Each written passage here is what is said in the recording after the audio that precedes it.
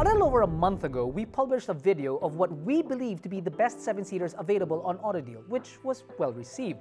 Shortly thereafter, another was for 7-seaters to look out for, again lauded. Now, for many reasons to Filipinos, those that stand out are space, versatility, and affordability. Now, affordability, I understand that unfortunately with the current rate of goods and exchanges, it's a pretty loose term, but one that manufacturers are trying to keep best they can. Versatility because, well, we as a people wear many hats and can accomplish any task given to us with the right tool. Now, space, well, we all want a corner of our own with 8 billion humans running around the planet. Of course, the 8 billionth was Filipino. Did you expect anything else? No, Nick Cannon, this is not a challenge. Take all of that and package it into not just a brand that has exploded within just 3 years of its launch, but also a brand that has been at the country's top spot since before the global population even hit 6 billion. Since the Geely Okavango was launched, it has become one of the go-to options for consumers looking for a mild hybrid MPV crossover that has 7 seats, a lot of space, and an unprecedented level of refinement. Sources are reporting on the new Okavango, known as the Haoyue, in its home country, I hope I'm pronouncing that properly. The current model, which is the same model that we have here in the Philippines, is approaching 3 years old at this point, which makes it a prime candidate for a refresh. As such, Geely went back into the shop and reworked several things in the Haoyue, or Okavango as you would know it. The rear houses a few changes, LED tail lights are redesigned, and there is a full light bar that expands the entire length of the rear door. Geely also moved the license plate holder up from the bottom, leaving the rear bumper clean. Following that, we see a set of chrome exhaust finishers at the bottom left of the vehicle. Now, sources also report that it has grown dimensionally longer and wider, 25 and 10 millimeter growth respectively. Interior refinements include redesigned air vents, which are more contemporary than unique as found on the current Okavango.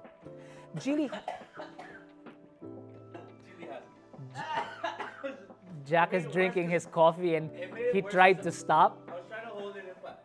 Interior refinements include redesigned air vents, which are more contemporary than unique as found on the current Okavango. Geely has still retained the size of the cabin screens, coming in at 10.25 inches for the gauge cluster and 12.3 for the infotainment system. But we've got our fingers crossed though, because no news yet on Apple CarPlay and Android Auto functionality. As for the touchpoints in the cabin, Geely is offering the model with an upscale interior compared to its outgoing model.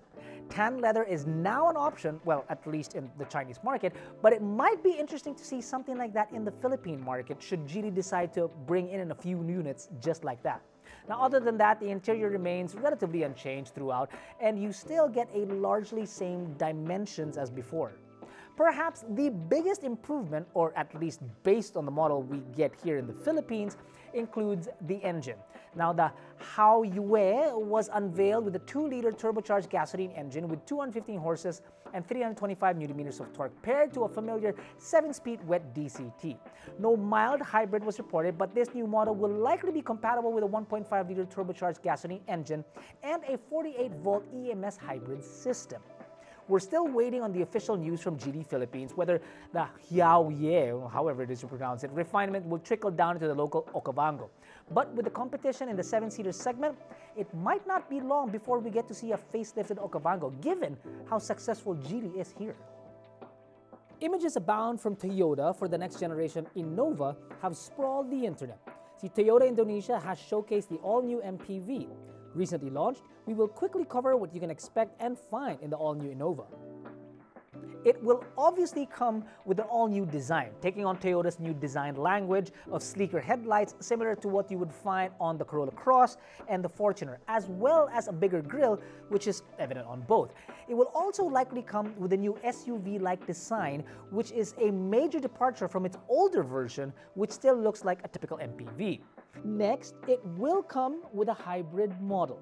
With gas prices being the way that they are, this could be a great addition to the Toyota lineup, people seeking, more fuel-efficient vehicles. This does bring us to our next important point. The new Toyota Innova will come with an all-new chassis. We get it. all new model, all new chassis. But what this means is that the Innova will no longer be using the same chassis as the Toyota Hilux and the Fortuner. So ride quality is a huge unknown. Well, so is its price. So now that the Toyota Innova stands alone with a new chassis, it's making a shift to front-wheel drive. You have to remember that there aren't many mainstream models in Toyota's lineup that are both hybrid and rear-wheel drive, which means that the new Innova will be front-wheel drive only.